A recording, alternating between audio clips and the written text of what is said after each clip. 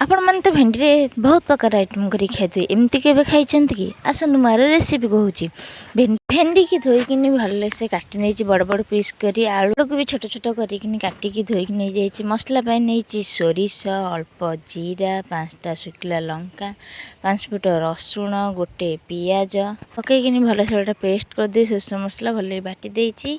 देखो मसला भल भाव बाटी गलानी। तब कढ़ी देती तेल कढ़ी देती तेल तातीगला भेंडी पकई देती। भेंडी अल्प लुण अल्प हल्दी पकई भाजापी छाड़ी देती।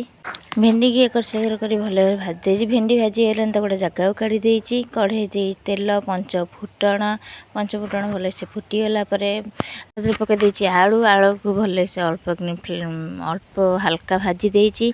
तादे बाटी रखिया मसला देती स्वाद अनुसार लुण हलदी देकी 5 मिनट कषि देती। सोर्ष मसला अधा कषिले पिता लगे मसला कषिगला देती पानी पानी देकी एकर सेकर भल से एकर सेकर कर भल से घोड़े देती फुटिया फुटी आसला 3 घंटा आंब को छड़े चोपा धोई देती पकई देती फेर घोड़े देती आलू सिझापी।